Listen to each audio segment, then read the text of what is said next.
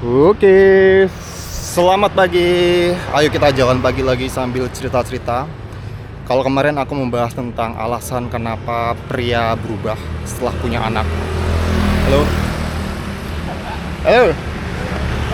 Dan sekarang aku ingin membahas tentang mengingat kematian bagi pria yang sudah berkeluarga. Nah, kemarin aku membahas tentang ketakutan temenku yang berhubungan dengan apa ya kayak kiamat kecil lah, karena ada berita-berita tentang The Great Reset tahun 2030 yang mengatakan bahwa besok listrik mati, internet mati, kemudian itu membuat dirinya yang sudah punya anak jadi paranoid sendiri. Nah, kemarin aku berusaha memahami bagaimana menjadi dirinya, pria yang sudah berkeluarga. Kadang memang hal-hal kayak gitu membuat seorang pria yang berkeluarga itu nge-freeze, apalagi kalau berhubungan dengan mengingat kematian. Nah, kita nyebrang. Tapi di perjalananku yang keberapa gitu ya, yang kemarin aku juga bercerita tentang manfaat mengingat mati bagi seseorang. Nah, lantas bagaimana cara seorang pria berkeluarga mendapatkan manfaat dalam mengingat kematian kalau dia sendiri ada rasa ketakutan ketika kalau dia mati besok anaknya gimana gitu. Nah, ayo kita bahas masalah ini. Sebelumnya kita akan lakukan ritual Caminante terlebih dahulu. Ritual Caminante adalah ritual melihat jam. Jadi sekarang pukul 8.27. Siapa ini? 8.28 17 Februari 2026. Selamat pagi, selamat berjalan pagi. Ayo kita jalan pagi. Mungkin sekarang sedang cuti panjang ya, sedang liburan gitu ya. Karena ini aku di tengah kota juga ramai gitu ya. Buat yang baru di sini, yang baru mengikuti perjalananku,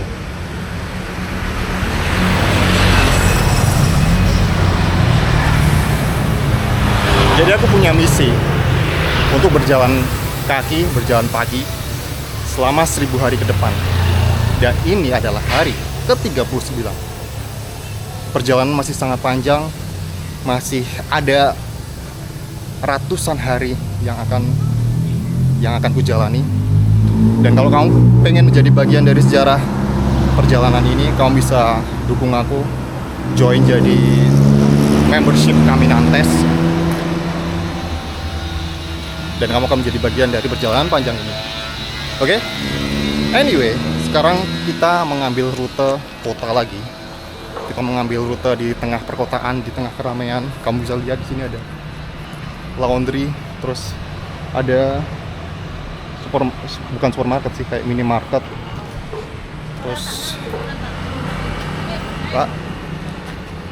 Terus banyak orang berolahraga, dan ini kebetulan kan lagi libur juga.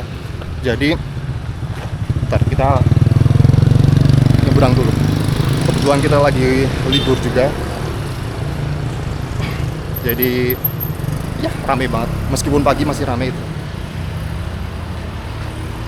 Tadi kita membahas tentang Pak. Assalamualaikum. Waalaikumsalam. Monggo. Ya, monggo ada lagi. Terus oh ya, tadi membahas tentang manfaat mengingat kematian bagi seorang pria yang sudah berkeluarga. Nah, kalau aku kemarin membahas tentang manfaat mengingat kematian bagi pria single sepertiku, itu hanya berdasarkan apa yang ku tinggalkan secara personal, yaitu bisa memberikan diriku kesadaran bahwa ketika mengingat kematian, waktuku itu terbatas. Bagaimana aku mengoptimalkan waktuku, bagaimana aku tuh tidak membuang-buang waktuku untuk hal yang tidak berguna gitu. Secara personal itu nggak sedetail pria yang berkeluarga.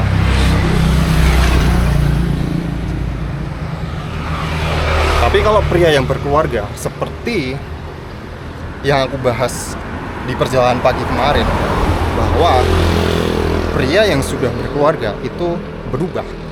Orientasinya bukan lagi tentang misi pribadinya, bukan tentang proyek pribadinya, tapi jadi lebih ke keluarga, terutama lebih ke anak. Apa legasi yang akan atau warisan apa yang akan diturunkan kepada anaknya. Nah, karena aku adalah seorang pria single, aku belum menikah, aku belum punya anak, aku belum pernah ngerasain itu semua. Kayaknya agak aneh kalau misalnya aku membahas tentang mengingat kematian untuk pria berkeluarga. Tapi sebagai anak yang sudah meninggal oleh ayahku 15 tahun lalu, mungkin aku akan membagikan perspektifku dari seorang anak yang udah ditinggal. Warisan apa saja yang sudah aku dapatkan dari ayahku. Mungkin ayahku dulu nggak pernah mengingat kematian, tapi aku merasa banyak hal yang kupelajari dari ayahku yang mungkin kalau misalnya besok aku punya anak, aku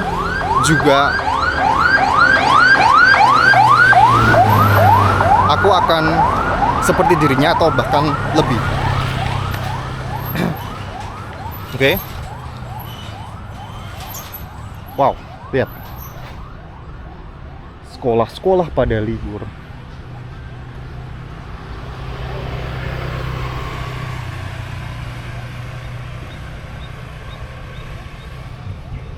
Jadi ketika berbicara soal kematian ayahku 15 tahun lalu, kita lihat kereta terlebih dahulu.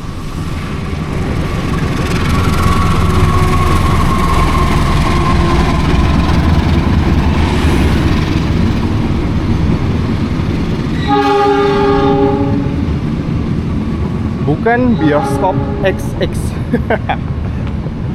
And then what is that? Ini apa sih? Coba lihat. Oh, nggak tahu.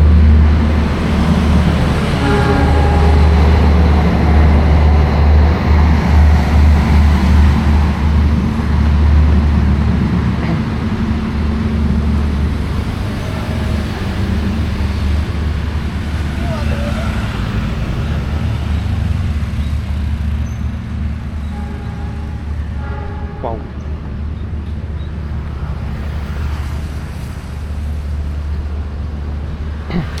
Nah, kalau berbicara soal kematian ayahku,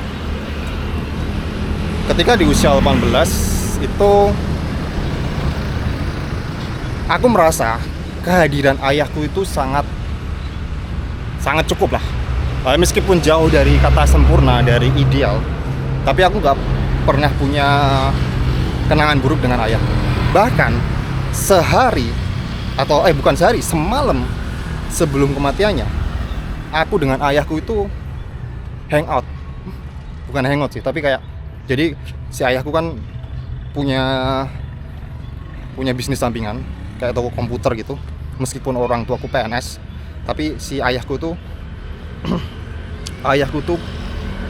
punya toko sampingan, punya bisnis sampingan lah, kecil-kecilan gitu. Malamnya itu kami berdua datang ke sebuah acara dari salah satu brand laptop waktu itu, di salah satu hotel, dan acaranya sampai malam, sampai jam 11. Kami sempat ngobrol panjang lebar gitu ya, dan itu adalah obrolan terakhir kami berdua, karena besoknya ayahku tuh udah meninggal. Dan aku ngerasa aku beruntung lah di akhir kehidupan ayahku. Aku masih sempat berbincang dan aku sempat banyak mendapatkan insight. Apalagi ketika waktu itu posisinya aku juga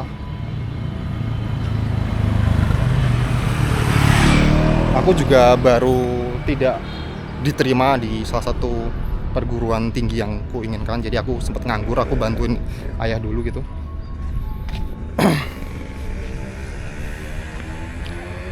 Waktu itu si ayahku berkata, bilang gini di sepanjang perjalanan pulang ya, naik mobil berdua. Dia bilang gini,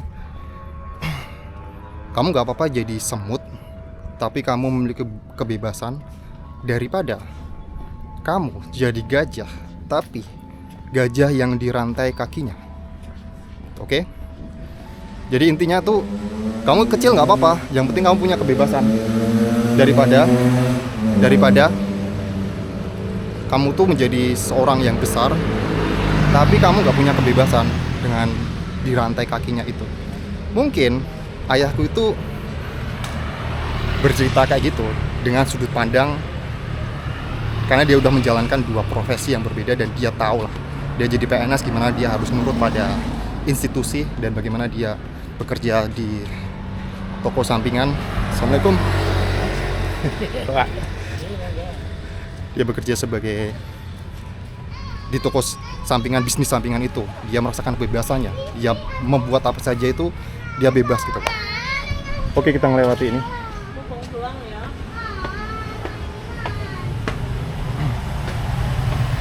Nah, aku ngerasa di akhir hayatnya ayahku itu mewariskan sebuah pemahaman tadi yang akhirnya aku amalkan sekarang.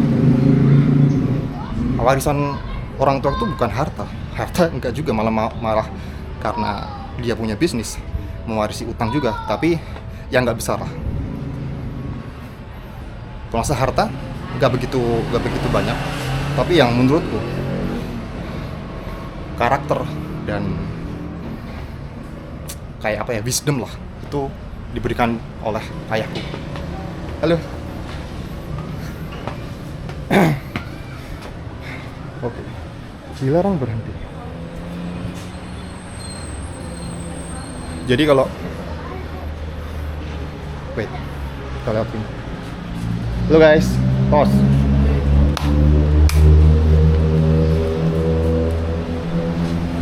Jadi kalau misalnya ditanya warisan terbesar ayahku itu ya itu tadi. Nah, apa hubungannya dengan mengingat kematian?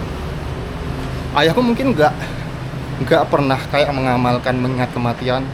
Dia juga kayak mungkin tidak berekspektasi bahwa besoknya dia akan meninggal, karena ya serangan jantung kan, bener-bener.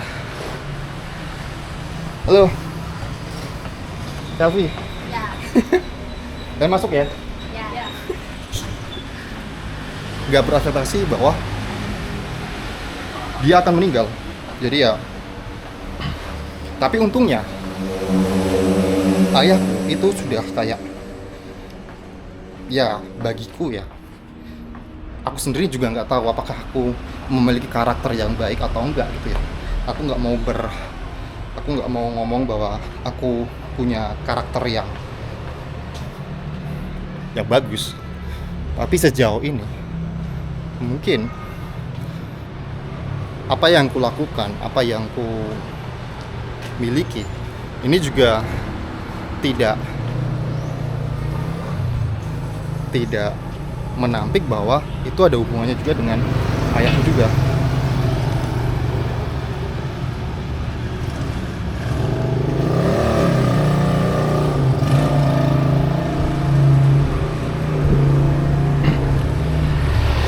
Dan kembali lagi pada manfaat mengingat mati bagi pria yang berkeluarga.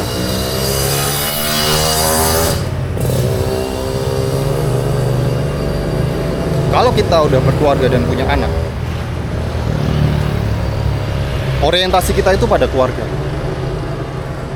Dan beruntunglah, meskipun ayahku itu tidak kumpul dengan anak-anak yang lain, tapi dia di akhir hayatnya dia masih bisa ngobrol dengan anaknya dan memberikan banyak wisdom-wisdomnya, wejangan-wejangannya. Menurutku itu suatu privilege yang kadang mungkin orang lain nggak bisa lakukan gitu ya. Bentar, gak ada jalan ternyata. Oke, kita sini aja.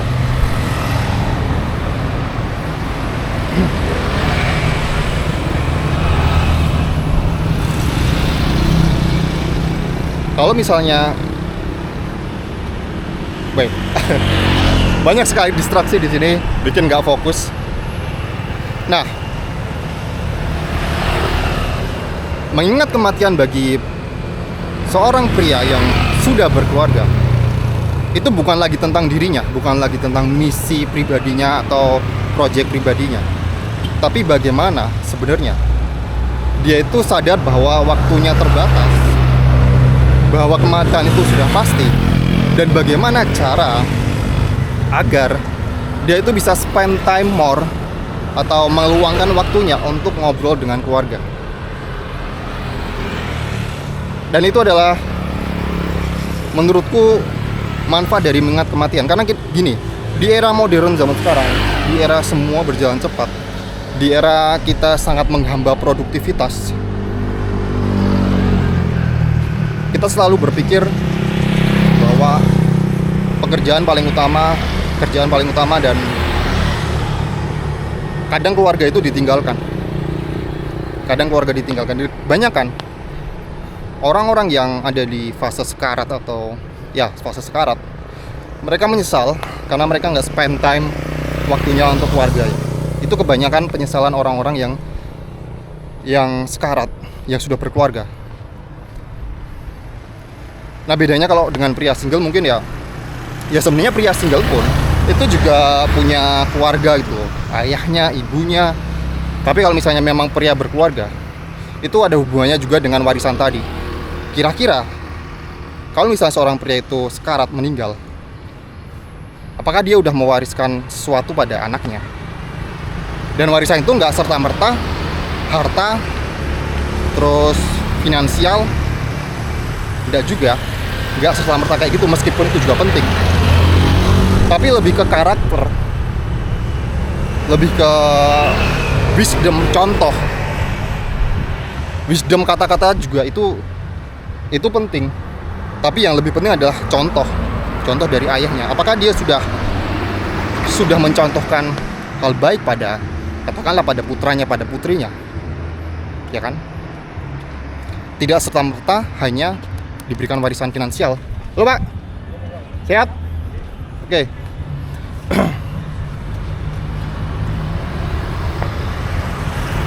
Karena banyak sekali orang yang anak yang diwarisi finansial, diwarisi harta banyak, tapi tidak diwarisi karakter, wisdom, gak diwarisi contoh bagaimana mengelola itu. Ya akhirnya warisan tadi habis dengan cepat. Nah, sekarang sebagai seorang pria yang berkeluarga, aku nggak tahu ya, karena aku sendiri juga belum sampai di situ. Tapi aku cuma pengen, kalau misalnya kamu sudah berkeluarga dan punya anak, coba tanyakan pada dirimu, apakah kamu sudah memberikan contoh pada anakmu? Dan itu harus dimulai dari sekarang gitu loh.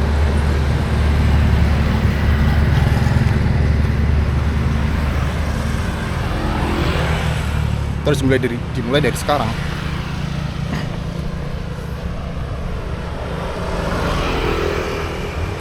Nah, itu salah satu manfaat dari mengingat kematian seperti itu, Mbak. Bukan soal proyek pribadi atau misi pribadi, tapi warisan apa yang akan diberikan pada orang tua, pada anak kita, pada keluarga kita. Dan ini yang mungkin yang aku sendiri akan berbicara pada POV dari diriku ya. Mungkin karakter dari ayahku itu mungkin aku diberikan contoh. Aku nggak mengatakan bahwa diriku karakternya baik atau enggak gitu ya. Tapi aku akan bercerita tentang ibuku. Dulu ibuku itu ketika masih hidup bersama ayahku. Jadi kan sebelum ayahku itu punya sampingan bisnis komputer, dia itu juga seorang PNS yang nyambi-nyambi multi level MLM juga.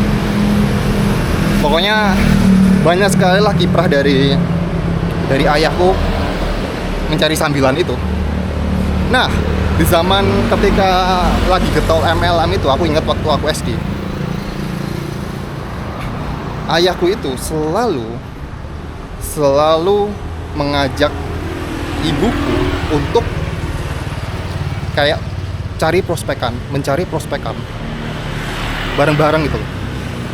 Di situ diajari cara bertemu dengan orang, dan mungkin kalau ketika ibuku masih hidup, kalau ketika ayahku masih hidup, ibuku selalu berpikir, ngapain sih aku harus ikut-ikut kayak gitu? Bukannya aku harus di rumah aja ya, karena ibuku kan juga kerja ya. Tapi setelah ayahku pergi, mana ya? Setelah ayahku pergi, ibuku tuh baru ngerasa kalau ternyata hal-hal yang dulu kayak kesannya dipaksakan oleh ayahku pada ibuku, kayak ibuku disuruh mandiri, ibuku disuruh apa-apa sendiri, terus hal-hal yang pokoknya tuh dulu ibuku tuh nggak begitu suka gitu loh. Pengennya itu ya pekerjaan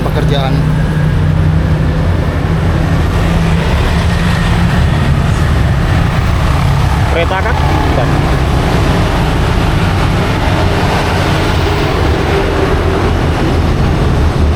Pekerjaan seperti pekerjaan, ya itu pengennya pekerjaan yang hanya dilakukan oleh wanita gitu loh. Dia nggak usah mencampuri urusan cowok, urusan pria gitu. Tapi setelah ayah meninggal, ternyata ibu baru sadar bahwa hal yang dulu dia tuh nggak senang, wah suaranya menggema, hal yang dulu itu dia nggak senang karena kesannya dipaksakan oleh ayahku. Setelah ayah meninggal, ibuku tuh jadi jauh lebih mandiri. Dia jadi, ya pokoknya kemandirian yang dari dulu udah ditekankan oleh ayahku, yang dulunya dipaksakan oleh ayahku, itu ternyata bermanfaat ketika ayahku udah nggak ada. Makanya sampai 15 tahun setelah ayahku meninggal, ibuku tuh tidak menikah lagi. Beliau berpikir bahwa dia bisa survive kok dengan sendiri gitu, karena dia memang sudah dilatih mandiri. Ya dia memutuskan untuk tetap menjanda gitu, tidak menikah lagi. Tapi di sini aku nggak mengatakan bahwa itu hal yang bagus atau apa gitu ya. Maksudnya bukan jadi pilihan itu lebih baik atau enggak ya, karena itu preferensi. Karena mungkin ya beruntung lah, maksudnya ibuku juga punya penghasilan sendiri. Kalau misalnya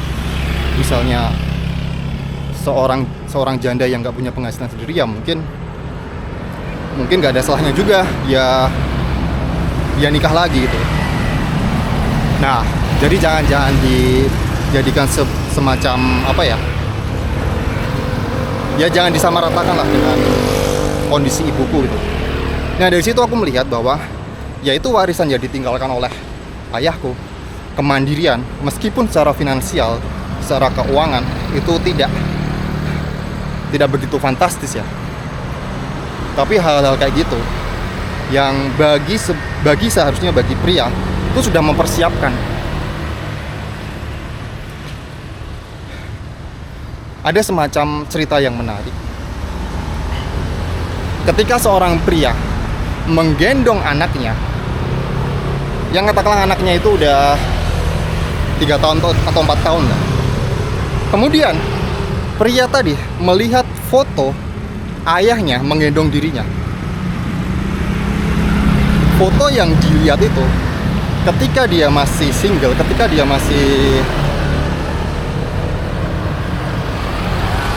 masih belum menikah. Foto itu terlihat sangat jauh. Tapi ketika dia melihat foto itu dengan kondisi dia sekarang menggendong anaknya, dia ngerasa bahwa apa yang dirasakan oleh ayahnya, apa yang dilihat foto itu jadi sangat dekat, sangat relate dengannya. Karena sekarang dia sudah seperti ayahnya. Dan dari situ kita bisa melihat bahwa, dari situ kita bisa mengambil pelajaran bahwa waktu itu berjalan dengan cepat. Dulu yang kita melihat ayah kita menggendong diri kita di foto, sekarang kita yang seperti itu. Dan anak kita pun besok juga akan menggendong cucu kita. Nah, kurang lebih kayak gitu. Dan kalau misalnya pria single mengingat kematian, itu aku sendiri ya, dengan perenungan, dengan merenung bahwa hidup kita tuh terbatas gitu ya waktu. Tapi justru ketika pria berkeluarga, apalagi yang udah punya anak, itu punya sebuah keuntungan.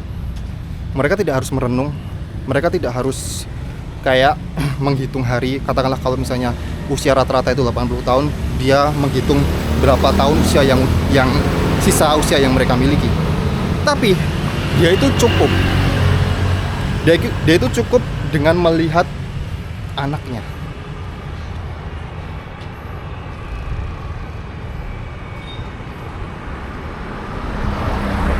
Karena dengan melihat anaknya,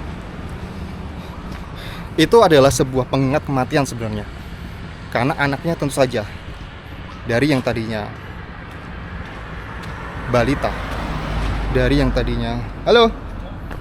tadinya itu 3 tahun, 4 tahun, kemudian sekarang udah 6 tahun, kemudian udah SMP. Itu adalah pengingat kematian yang paling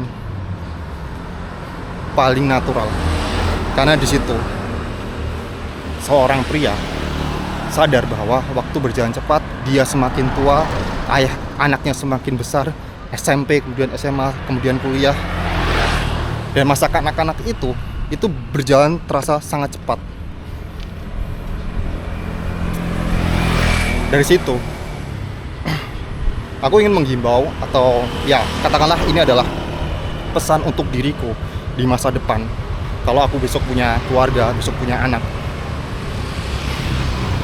aku ingin menjadi seorang pria yang spend waktunya, menghabiskan waktu lebih banyak pada keluarga dan anak. Karena ya bisa dibilang, kita nggak tahu umur ya, kita nggak tahu umur, usia kita mati umur berapa. Tapi sebagai seorang pria single di usia 30-an, tentu saja bagi rata-rata kebanyakan orang itu kan nikah di usia 20-an lah, 25 gitu ya. Aku sendiri udah lebih dari 10 tahun lewat dari usia rata-rata. Jadi kayak mungkin waktuku besok bersama anakku juga otomatis lebih terbatas, karena secara hitung-hitungan itu kan berkurang juga. Meskipun itu juga tidak pasti, tapi itu menjadi semacam pengingat bahwa ya, itu menjadi semacam pengingat bahwa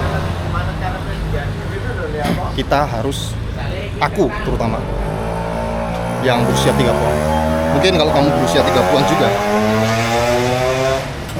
itu jadi pengingat diri sendiri bahwa ya, luangkan waktu bersama anak lah, luangkan waktu bersama keluarga. Oke, mungkin itu aja jalan pagi kali ini. Karena aku udah berjalan pagi, kayaknya ini berapa menit, coba lihat, 29 menit. Terima kasih udah menemaniku jalan pagi. Kita bertemu lagi besok. Oke, sampai jumpa.